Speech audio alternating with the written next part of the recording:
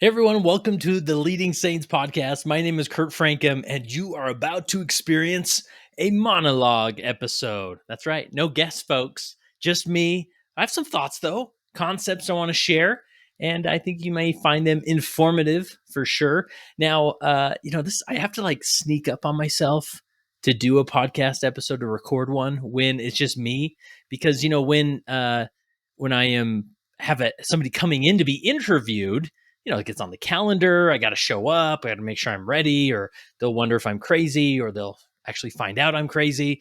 And so it's a little bit easier to get done. But for these monologue episodes, there's always something else to do, right? I think I got to go vacuum the basement, and I don't even have a basement. And so here I am. I've got plans. I've got an outline here. I got things to talk about, but I had to sneak up on myself here. Now, you'll probably also notice I recently moved to American Fork, Utah. So shout out to my American Fork, American Forkians. I don't know what do we call ourselves here. I'd love to know. If you're in the area, I'd love to connect. And that's why if you're watching on YouTube, yes, we have a YouTube channel, and it's something you should all subscribe to, even if you don't do YouTube very much, because it helps our reach and whatnot. But if you're watching on YouTube, the lighting's a little off because I don't got blinds for my home office yet, and the sun just happens to be blaring through on my shoulder here. But let's just say it's a little bit of heaven I'm bringing to the episode, because I'll need it. So I've had the opportunity to be on a variety of platforms, podcasts and whatnot, to talk about men at church. Now, I don't know how I became the men at church guy, but I'm kind of proud of it. I'm kind of glad that individuals have reached out to me to talk about this concept, this topic, men at church, because I'm really passionate about it, and it's almost a personal ministry. I mean, outside of leading saints, I feel a personal ministry in leading saints, but it's also sort of my day job as well. But when I show up to church, I'm usually there ready to connect with other men because they need it. Now, I was on these other platforms like the Quick Show. I think it's not the Quick Show, but Quick Show with Greg Mattson, and Thoughtful Faith with Jacob Hansen. And we had some great discussions there, and I'll link to those. But I didn't feel like I got to share everything that was in my notes. So I thought, you know what, I might as well come onto the Leading Saints podcast and share my thoughts. Now, the more I look at my outline, it looks a little jumbled, but nonetheless, there's some powerful thoughts in here I want to share with you, and I want you to gnaw on, to think about. And you may disagree with me, and that's fine. I have no problem with that. And this comes, a lot of these thoughts I've shared in the Leading Saints newsletter, and there's a lot of disagreement I get from my thoughts on the newsletter. And when I receive disagreement, I think, great, because here's what my point, or my intention with Leading Saints in general is: I just want people to contemplate about leadership related concepts and topics and principles.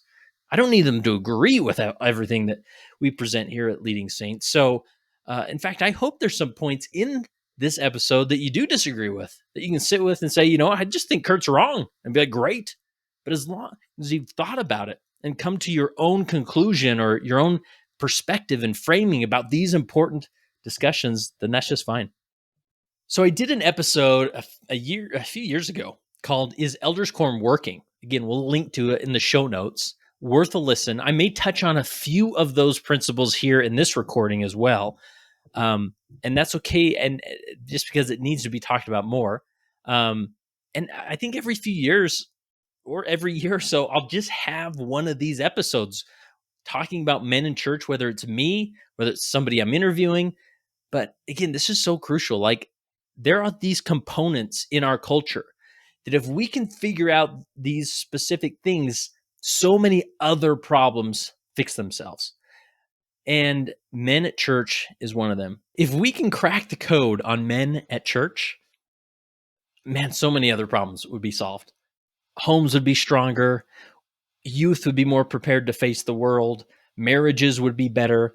Now, as I say that, I don't mean that to frame this as if men are the problem. Like, oh my goodness, let's just roll our eyes at these men. I just can't believe they're just not getting it together. Like, can we please just stop it with the porn, right? Like, that's often where we go with these discussions of men at church.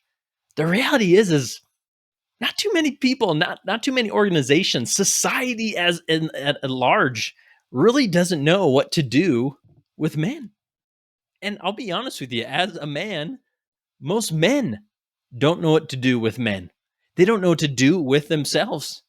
And that's why we see this plague of the world, pornography, taking over and becoming so dominant in the lives of so many men. And yes, I know women struggle with it too. But for the sake of this episode, it's a coping mechanism because men don't know what else to do. They don't know how to escape from the pressures of life. They don't know how to engage with their marriage. And so porn is an easy solution. And porn isn't the only thing, the only coping mechanism. There's work, right? There's even spirituality. I mean, if you want a blessing for a really tough marriage, have the husband get called as bishop. It gives him an escape. I know that sounds crazy, but it's true. There's so many people that use that welcome service opportunities because it gives them an escape out of their world that they don't know how to deal with, right? And again, serving as bishop, serving in church callings, having service opportunities are all good things. But if we're using them simply as an excuse to escape whatever prison we're living in, then I think there's bigger problems to talk about.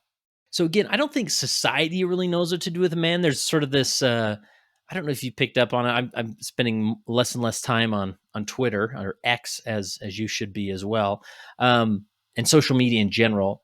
But there's this even in movies, media. You'll see this shaming of masculinity, right? People want to water it down. They label it toxic masculinity, right? As if it's a virus, like keep it away, like don't get me started on Barbie movie, but I won't go there, not for this podcast. But nonetheless, it's just this they don't, even society doesn't know how to frame healthy masculinity without like giving us this really passive man that just behaves and is nice and does the dishes and what. I mean, again, those things are good, but I'm talking about sort of that persona, that caricature that society offers us, because I don't think society knows what to do with men.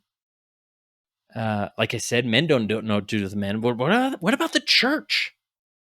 Does the church know what to do with men? Like, what does the church offer men? Now, I'll be the first to admit, and I'm speaking in this mic, and so I'll admit it here. Like, the church has a lot to offer men.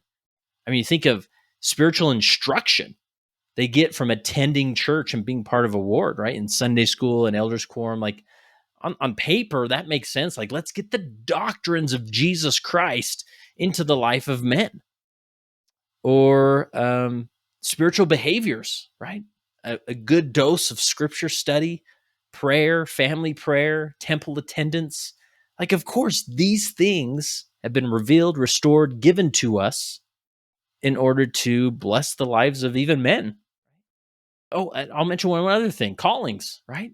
Man, I'll tell you what, that the 10 years I spent in formal church leadership, huge blessing. Like, it spoke to my masculinity to step into that role, feeling unprepared and being able to help others. Like, it felt good. Like, it really helped my heart come alive, which is connected to my masculinity.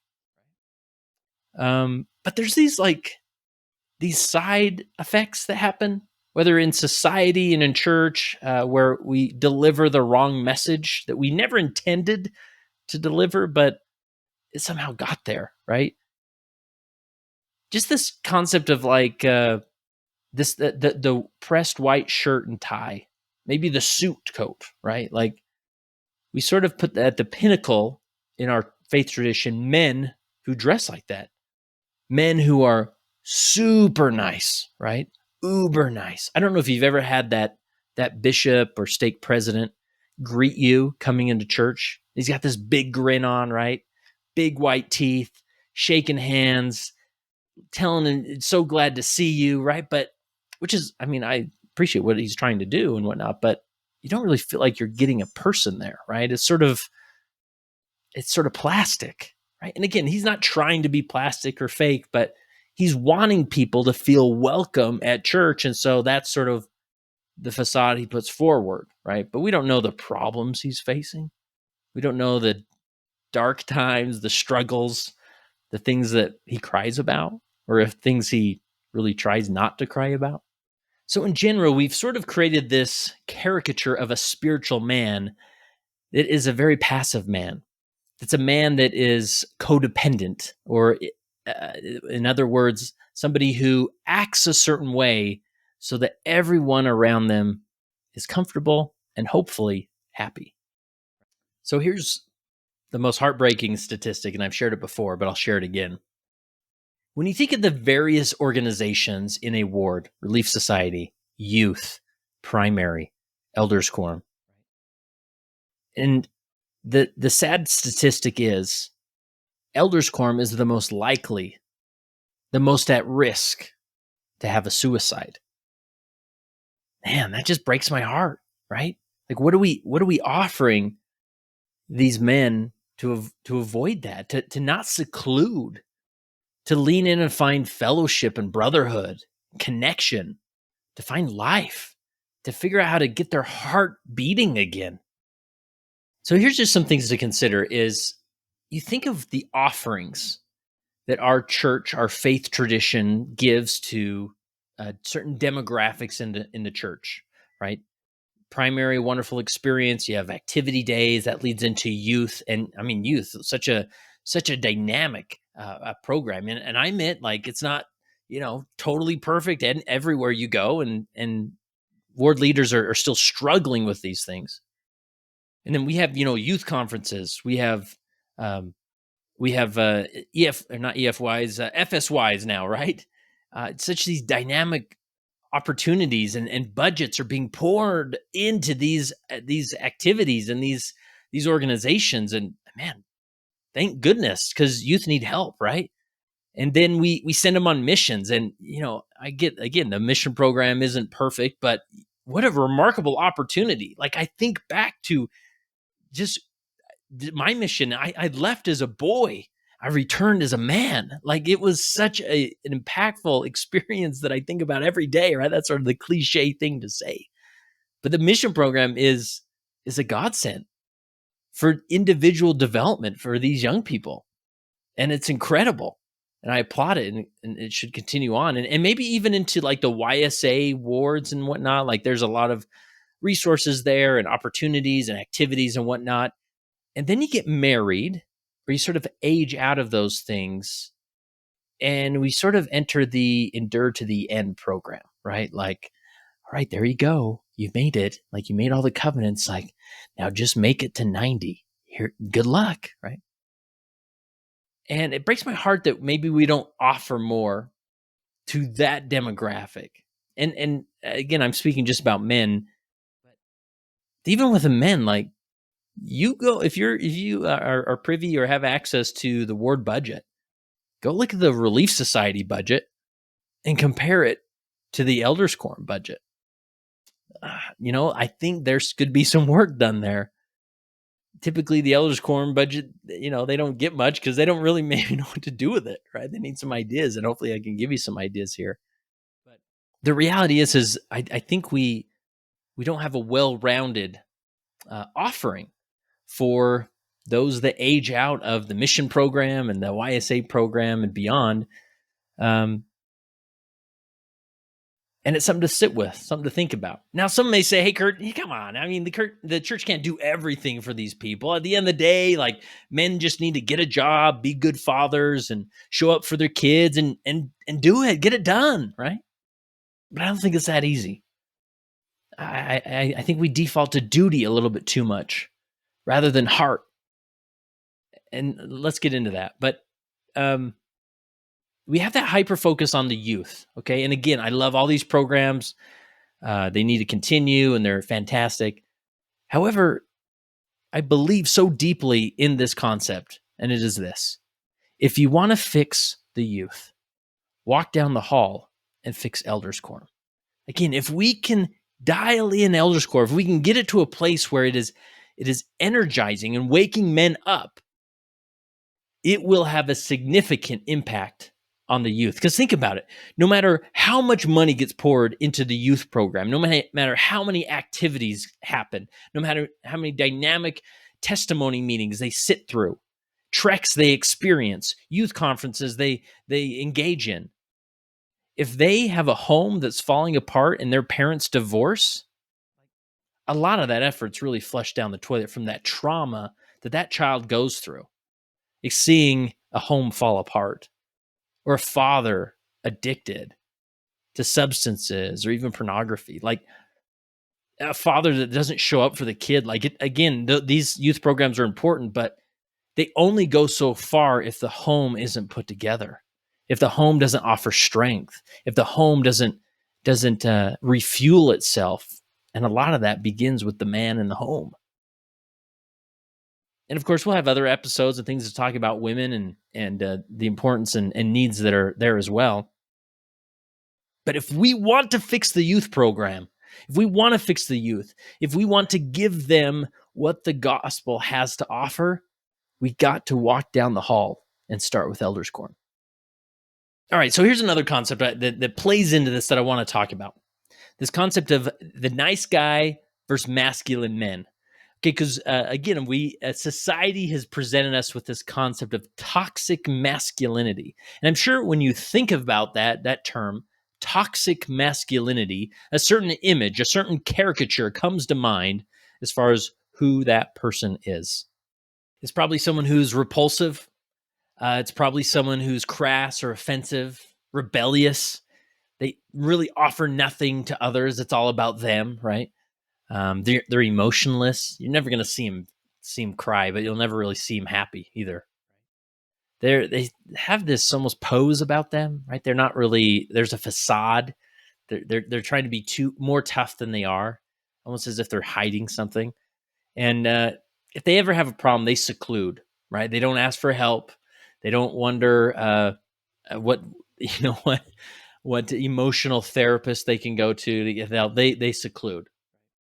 And that's sort of our general caricature of what toxic masculinity is. But just like all things, these things fall on a spectrum. And that's one side of the spectrum, the extreme toxic masculinity side of the spectrum. However, there's another side of that spectrum that I call passive masculinity. And this is where, this is a lot connected to my story. Being raised as a good boy in the church, just like every mother, they want to raise a really good boy. And what happens is they grow up to be a really nice guy. Now, what's wrong with a nice guy? Well, I'll refer to many episodes we've done. One with Dr. Robert Glover, who wrote the book No More Mr. Nice Guy. Phenomenal episode. Must listen to if you're really concerned about men's issues and whatnot. Or if you're struggling in a marriage. It helped my marriage a lot, for sure, just reading that book. And I had a phenomenal discussion with Dr. Glover. So this passive masculine person is closed as well, but they're the quiet one, right? They're not repulsive, they're quiet. And instead of being crass or offensive like the other toxic masculinity person is, the passive masculinity is hyper obedient, right? You'll see this start to sprout in a mission experience, right? Because we stress obedience so much, and obedience is important, but we become hyper obedient because we realize when we're super obedient, more people accept us. More people see us as the righteous person, right? Instead of giving nothing to others, they give too much of themselves to others. Yes, it is possible to give too much, right? Maybe you've experienced this in a calling. You give so much of yourself that at the end of the day, you return home and you have nothing left to give, especially to your family. They're also a poser. They put up a facade, but it's not a rough facade, an emotionless facade, or a tough facade. It's a nice facade, right? Again, going back to that plastic leader who's shaking hands at the beginning of a meeting, they're not letting you in. And they can be clingy. to their wife. They can be clingy to their family. And you're thinking, what, Kurt? I mean, aren't we supposed to be engaged with our family? Not that much, man. Not that close to the point you're suffocating them, or that they're so dependent on if she ain't happy, I ain't happy, right? That's not a healthy place to be. Talk to any therapist. That's what they'll tell you. There's a balance there. You've got to fill your own cup so you can then fill other cups. You got to have it to give. You can't just keep giving until it's empty.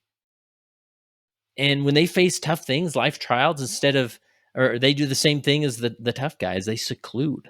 Okay. So here's the big point I want to stress is that this is a spectrum.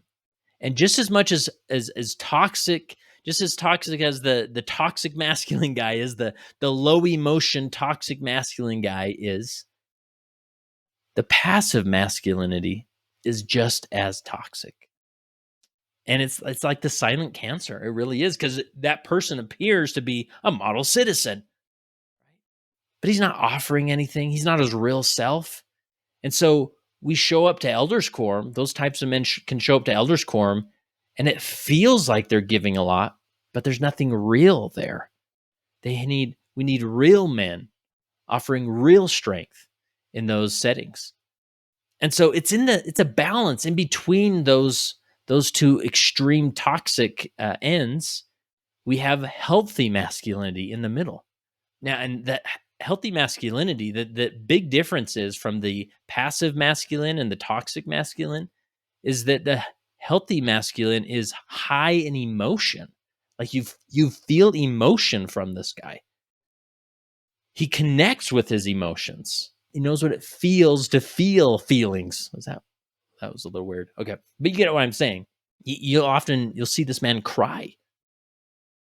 You'll see that he's not afraid of conflict. He doesn't mind pushing back when the going gets tough. He doesn't mind standing up for his wife, for his family when things get awkward. He's not trying to diminish or pacify or diffuse. That's the word I'm looking for. Diffuse the situation. He wants to stand up and offer strength when he's faced with a battle. He finds strength with other men, brotherhood. He finds it fueling, and that's a big thing that John Eldridge talks about, who wrote the book Wild at Heart. I'm a big fan of John Eldridge. You really want to get in the men's issue topic, you read John Eldridge. But he talks about only masculinity can bestow masculinity. We can't get it from our wives. We can't get it from our children. It's got to come from other masculine figures in our life. And this is where the hurt happens. The wounding happens is growing up as little boys. Many of our fathers didn't show up with that masculinity because they were just in survival mode as well. They didn't have it to give. And that's not a hit on them, or I'm not trying to blame them or anything, but that's just the reality of it. We were born into mortality, a world at war. And these men were taken out. They had nothing to offer. But it is in the relationship with other men, brotherhood, where we find significant strength. Healthy masculinity offers strength to others. They are emotionally available. And in life trials, they reach out.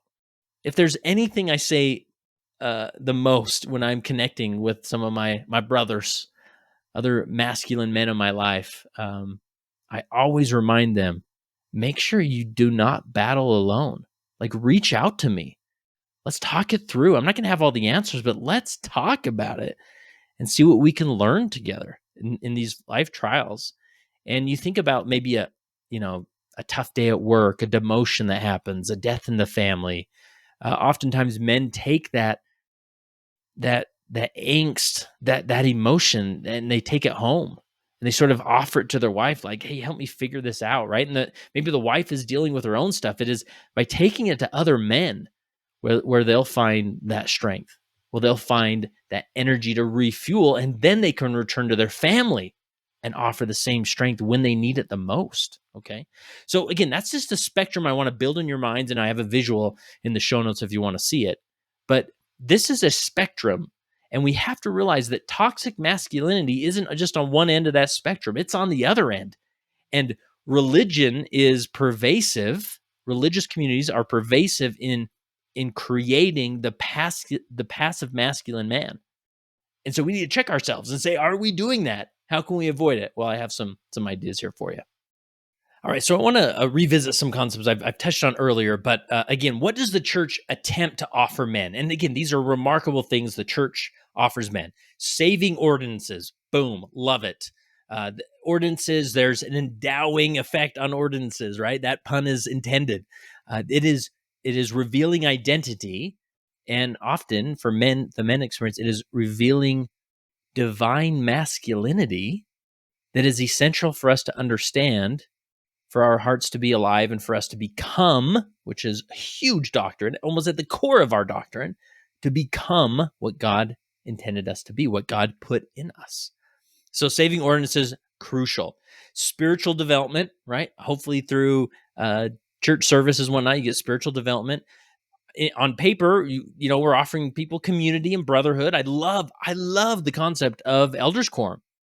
I would just argue that we have a perfect Maserati engine. We just don't know how to turn it on.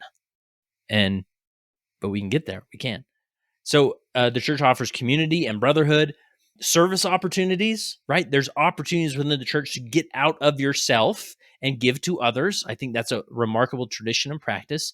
And lastly, what I put on my list is leadership opportunities, right? Again, my time in formal church leadership was a very masculating experience in a very positive way. Like I could really show up, and anyways, so the fact that the church offers that is phenomenal. However, there's often not enough to go around. There's not I've been in some wards where 50 men in that ward would be remarkable bishops, but we only do one bishop at a time in a ward, right? So it doesn't get around everybody in there to give them that opportunity. Now, what does the church really offer men? I know we're on paper, we have these great intentions to give to men, but what's really being offered? Saving ordinances, instead of service opportunities, it then comes across as just more assignments. Like, hey, we just need you to do these things, and here's a passive aggressive guilt trip to get you to do these things, and come on, we really need you to do these things, and right, they feel more like assignments rather than opportunities. There's this constant drum of an overinvestment in family. And again, here's a great opportunity to disagree with me, right? Again, like it is so important to show up for your family, but I often call it the little league trap. Like next time you go to a little league game, whether it's for your kids or your grandkids, like look around at the different parents and see how they're engaging in that experience. You have the one parent who's the coach, like hats off to that person, right? Bless their heart. There's blessings in heaven for them. But what a great sacrifice to really engage with the children. So that's a great place to do it. And again, not everybody has that opportunity or will take that opportunity. But a lot of the parents are sort of on their phones. They're maybe just in conversation with another parent. They're scrolling. So, but we've sort of built this norm into our society that, hey, if you show up to those little league games, you're doing it, man. Good job. Like that's how you parent. When in reality, and this is part of my story, there's some days I just don't know how to show up for my kids, right? And I feel so much shame in that, or I show up in the wrong ways, or I use my dad voice too often, or it's just it can be heavy. So but there's this overinvestment of family of like that, and the message that men get is just like no time for brotherhood. It's time to grow up, get the job, get home to the family, and that's what you got to do. When in reality, there's so much more that's needed. So I just want us to let's pump the brakes on the overinvestment in family. And hear me out here, because again, I'm not saying that men just need to abandon their family or leave them to suffer. Obviously, your family needs you, but there's maybe a different approach that we consider at doing this. All right. So what do men need from the church? Like we've talked about some things that the church sort of offers them on paper, some maybe mixed messages that they get with the best intentions. But what do men need from church? What do men need from the quorum? So there's this reflex we have, and it's not in our faith, it's all over, of what men need is someone to get in their face and sort of remind them of their duty and say, hey, you got to get out there and come on, you can do better. Like, stop looking at the porn and you got to go fight, and you need to get a better job, or you need to do this. And so there's this, we lead out with duty or responsibility. Like, what men need is they need to be reminded of their responsibility. Now, that's all important. And actually, it is good for the male heart, the masculine heart, to have a good dose of duty and responsibility. However, we have to lay the foundation, and the foundation is heart. You've got to start with heart. And this is the big thing we're missing, not only in our faith tradition, but others, is most organizations, most leaders, church leaders, they don't know how to start with heart. So they start with duty. They start with responsibility. But there's a better way. Start with heart. You may have this perception of men in the church or elders in the church as, man, they seem lazy. We ask them to do these things. Nobody's doing the ministering. Most aren't. I mean, many wards, they don't even, or they're not even experiencing ministering interviews, right? So it's just like, we know it's out there, but there's this constant like, do more, give more. You're not doing enough, right? And so it's easy to sort of just label them generally as like lazy. And if they just understood the gospel better, if they just knew that they should be doing these things, and maybe they just don't have a strong enough testimony, maybe they're not in their scriptures enough, or whatever it is. But there's no laziness in Elders Quorum. I promise you. Like, if you followed around each one of these men for the entire week, the vast majority of them, you're going to find a hard-working man, almost a too hard-working man, to the point that he is empty and has nothing to give. And so then it will be no surprise when he shows up to Elders Quorum and he has literally nothing to give. He can't even make a comment. He's so exhausted. So there's no laziness in Elders Quorum, only a lack of fulfillment. Okay. So if you start with heart, you have to understand what fulfills that heart. And few church leaders are taking the time to really ask the question, what makes your heart come alive? What fulfills you? What gets you excited? Few really ask the question because we lead out with duty. But you consider the life of Jesus. Nobody else had a more mission-focused life than Jesus Christ. I mean, obviously, because he's Jesus Christ. He knew clearly what his mission was. Men need the same thing. They need a mission. Again, not based on duty that you're offering them, but duty that God is offering them from their heart. Like this call from within, they're feeling to get out there and be mission-focused. So men need that moment to return to their heart. Again, I hope these concepts aren't arbitrary. I hope they're a little bit abstract. I know, but I just love the concept. I'm a huge Superman fan. You'll often see that Superman cape behind me in my videos. I love the concept in the story of Superman that he has the fortress of solitude. This is the place where he can return home, and I love the visual because it pretty much looks like a temple. And Superman has to return to the fortress of solitude in order to recharge, to reconnect to his story, to reconnect to where he comes from, to reconnect to his original identity that was given by a father not of this world. And I mean, we have the theology so perfect for this concept, and I think we miss it sometimes. We have an eternal Father that wants to endow us with an identity. I mean, we are superheroes. Marvel's got nothing on us because this is real life. This is real eternity. That we go to a fortress of solitude and receive an endowment from God that reminds us that we're not of this world.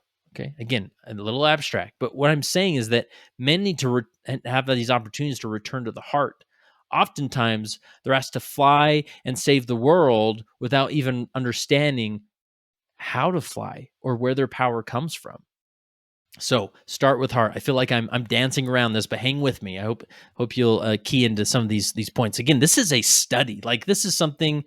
If you're Elders Quorum president out there, this needs to be like a part-time research endeavor to understand the man's heart. Because when you flip that switch, it will transform your ward. It will transform the culture. Like, I don't want to hear any other bickering about, well, it's not doctrine, it's culture. Like, we can diminish all negative culture by flipping the switch of the heart of man. So make it your focus. Like, dig in. There's so much. And if you don't know where to start, like, reach out to me. We're going to put it in the show notes. You'll know where to do it. So starting with heart, focus on what fulfills them, their purpose, right? Now, what this may look like is we have to, for a week or two, put away the conference talk and say, we're going to spend the next 40 minutes just trying to understand the story. And okay, snapshot. Here's if I was to write a leadership book, maybe I will someday. If I was to write a leadership book, one chapter would be that all leadership starts with the story of every individual that's in that room, or that every individual that you lead, because every individual has a story and it wants to be heard. And once it's heard, it energizes the heart and it brings up purpose and fulfillment to the surface that they can actually do something with.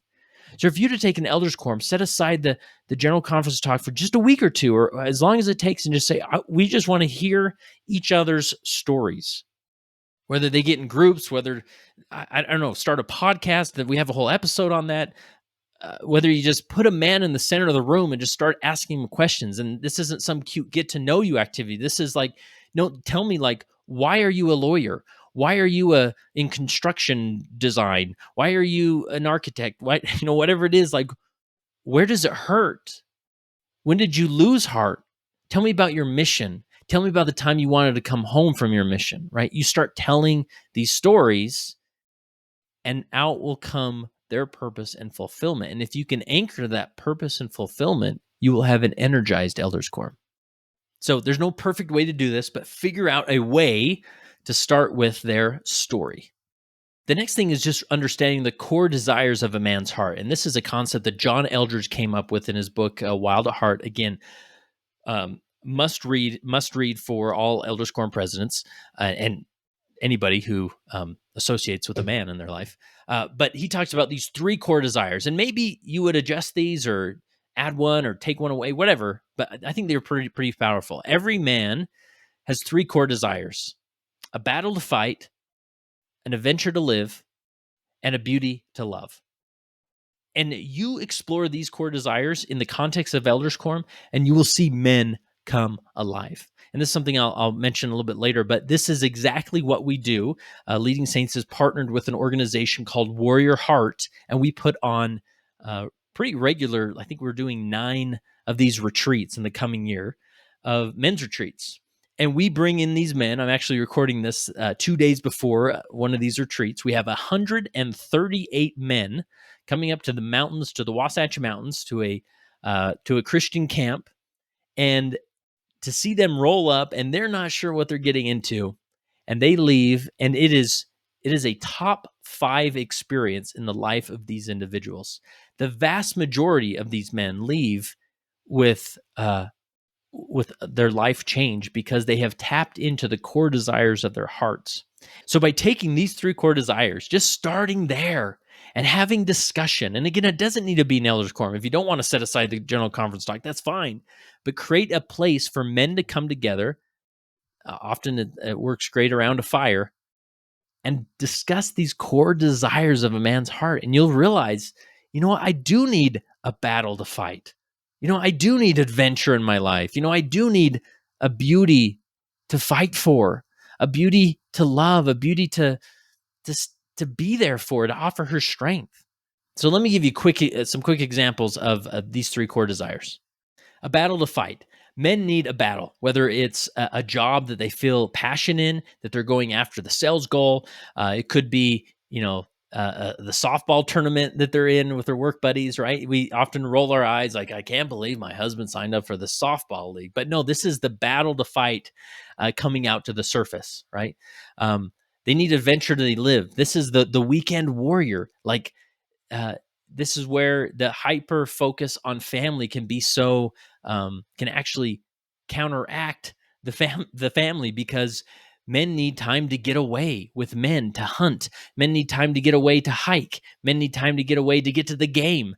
Men, like, they need that adventure of traveling, of going across country to visit that one stadium they haven't been to watch that baseball game. Like, men need that type of thing. And again, it's going to be different for everybody. And I get, not everybody can travel, not everybody can go on these, weekend warrior trips, but men need something where they can escape their world and connect with their divine masculinity and feel that adventure, that fun of climbing the mountain and feel like, I did it, right? I did this. This was hard, but I did it.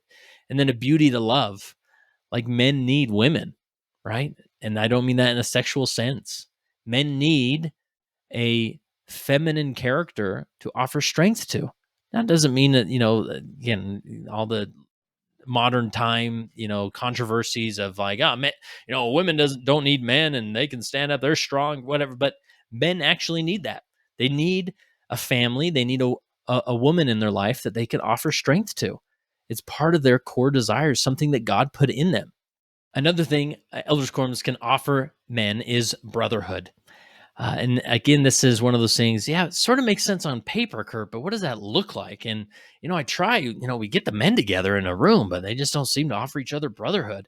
Here's a few ideas of how to stimulate brotherhood. I don't think we leverage enough the opportunity of mentorship in an elders quorum, especially since we've combined high priests and elders.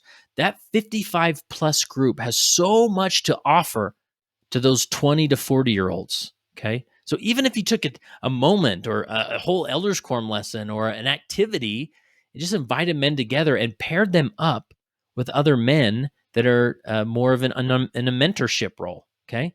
Or find the successful businessman and connect them with the up and coming guy who's in business school, right? Like, figure out ways to connect the older generation to the younger generation to offer mentorship. And again, it starts with stories. What's your story? Tell me about your mission back in 1965, right? Or tell me about what it was like when you were bishop, or, all the, like, getting them connecting and offering mentorship. Like, it will make those 55 plus, to have younger men come to them and seeking advice and perspective on life. Like, whoa, like, that will ignite their heart. And so you've got to orchestrate that in Elders Quorum. And again, there's 1,000 ways to do it. There's not one clear way. You just gotta try and figure out what works. Man, and I can't stress enough, if you ever have opportunity, and again, you go to awarriorheart.com and look at the retreats that we're doing around the country. You've got to come experience, like, even if you're just there as a spectator, you see men praying for other men. I mean, it is like, it just brings me to tears just thinking about, like, these men who, like, show up and offer strength to other men. We need men who are praying for each other. And I think of Mike Novakovich, an Elders Quorum president. I think he's an Orem that I interviewed. We'll link to his episode. But man, the way he like goes after the hearts of men in his quorum and offers blessings, like, oof, like, go listen to that episode. Is how you stimulate like that ignites the man's heart, right? That starts with heart. Another thing, like, and I've mentioned this a few times before, but if you're looking to stimulate vulnerability in an elders quorum, invite a guest speaker in to tell their story. I often reference Chris Bennett or Evan Hathaway. If you're in Idaho, I mean, wherever you're at in the world, I can probably get somebody to your elders quorum or suggest somebody, reach out to me, and just have them come in and tell their story, a story of vulnerability, a story of struggle, a story of messing up, but a story of redemption. And it's so amazing to see this. I can't even articulate it with words, but it just breaks open those hearts and it gets the engine going. And then you'll find of weeks to come, like, men just start to share and connect on unique ways. It's remarkable. So that brotherhood, stimulate it through mentorship, pray together, invite people in to share their story. You're gonna find it, and you'll see that their heart is comes alive. Okay. Authenticity. I talked a little bit about this already, but share them your story. Ask them, what's your story? Start with story. Help them see, like, the main point of this is showing that all men struggle, right? Of course we struggle. We were born into a world at war. right? Uh, we were born, God gave us weakness, as we learn in Ether. He gave us mortality so that we can become strong. Like this world at war makes us strong. Um, by sharing these experiences, is it de-shames their experience, lets them know that they're not alone, that they don't need to seclude. It reinforces divine identity, that they were divine, that they were endowed to overcome these things that they face in life. And then again, offering models of authenticity. I'm sort of redundant there, but yeah, invite guest speakers in to share that. Adventure, offer men adventure. I remember I had an Elders Quorum once. He knew that I had a passion in ministering to men and whatnot, and a lot of experience with leading saints and interviewing men. And he called me once and he said, "Okay, Kurt, we're having we're having a breakfast this Saturday, and then going shooting after. We're taking all the men in the Elders Quorum shooting after. What can I do to make this a really beneficial and uniting experience for Elders Quorum?" And I said, "Dude, you are doing it. You're creating the activity. You don't have to have a certain thing at breakfast or organize the shooting experience a certain way. Like, you're giving them an opportunity to go shooting." And I'm not much of a gun guy. Like, I mean, I don't go out there and, I don't hunt or anything, but men's hearts come alive when they get to shoot stuff. All right. And so, again, you're offering them adventure. You're getting them out of their world into a world that will make their heart come alive. So, again, we do a pretty good job offering this until the end of our missions. Like, the mission experience is an adventure. And we sort of roll our eyes at all the mission stories, but these are stories of adventure. And we're back to tell the stories of adventure, and our heart yearns for these stories of adventure. We need to show men that you can still have these, and giving men opportunities. Like, okay, I just heard that Brother Jones went to the Holy Land, and hey, Brother Jones, what was that like? Oh my goodness, it was so great. Like, giving time in Elders Quorum for them to stand and talk about their adventures. It's remarkable. Okay. Again, organizing hunting, sports, just getting them out of the Elders Quorum room. That's our step one. Like, get them out of the Elders Quorum room. Sure, do you the every other week lesson and experience, but get them out of Elders Quorum. All right. Well, I think that's good for now. I'll wrap it up at this point, but hopefully you get the gist. I would love any follow-up questions you might have around this topic. I can shower you with resources. Again, I'll just start with Wild at Heart by John Eldridge, Dead Men Walking by John Eldridge, No More Mr. Nice Guy by Robert Glover. Again, we'll put these in the show notes. Um, the Alter Ego Effect. Oh, that's a great one. And go rent and watch Heart of Man. It's available on any streaming service, right? You rent it for a few bucks. Phenomenal Christian based sort of documentary style, but he talks about the heart of man. I mean, you want a great Elders Quorum simple, informal activity is invite the men over and just watch it. It's about an hour long, and it will get the discussion going after, for sure. And that's another thing I've alluded to this in some other episodes. A big thing I do, I'm not in an Elders Quorum presidency, but I invite men over to my home every other week or so, or we go to movies and we watch a guy flick, or we'll just we'll watch Heart of Man. We'll do something like that.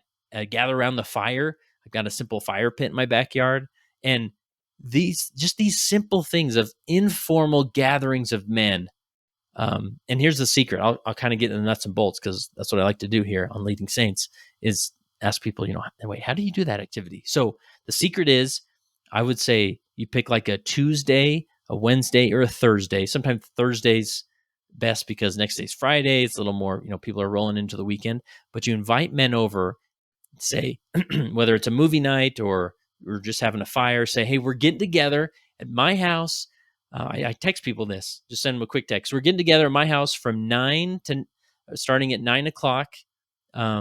And we're watching a movie or we're doing this, and you'll get a lot of resistance. Like, well, no, I work tomorrow. I can't come that late. And then I say, we all work tomorrow. We're going to be a little tired, but it's going to be fun. And what you'll find, the vast majority of men will show up for that, because there's a lot less resistance around, bedtime's over. If they have young kids, their wife is winding down for the day, so that she doesn't mind if he just takes off for that time. Like, the family responsibilities are done, and yeah, they may be a little bit tired the next day, but you'll see that accept the invite, and they'll keep coming because their heart yearns for that. And then finally, if you're really serious about this, or if you're feel just stuck in general, um, let's get you to a Warrior Heart boot camp, as we call it. If you go to awarriorheart.com, we just opened, I'm recording this at the end of October 2023. We just opened a ton, I think 5 or 6 boot camps everywhere from, we're about to launch one in Virginia. We got one in Idaho. We got one in Alaska. We got one in Arizona. We got one in Utah. And even if you have to travel to one of these locations, it will be worth every penny. Don't let cost hold you back. There is an opportunity to request scholarships, and we had, they're a nonprofit that take on donations. Really, there's no reason you can't attend one of these if it's financial. A lot of them get sold out, and so you got to jump on them soon. But I'm at the majority of them. And man, they are life-changing experience. And if you're an Elders Quorum president, a bishop, a stake president, you will come to these retreat experiences, these boot camps, and it will totally shift your paradigm, that you will leave thinking, I know exactly how to connect with the hearts of men in my quorum, the men in my stake, the men in my ward, and it is life-changing. 80% of the men who attend come again. And it is phenomenal. I'm losing my voice for some reason, so I better stop talking and wrap it up. But how has ministering to men helped me become a better follower of Jesus Christ? There's few things more Christ-like than the heart of man. And again, I'm not separating this from women, but it's a true man is so strong, so powerful, so meek, so Christ-like. When he taps into their heart, and we have the model to do it. We have the engine. It's there. Let's just turn it on and battle for the hearts of men.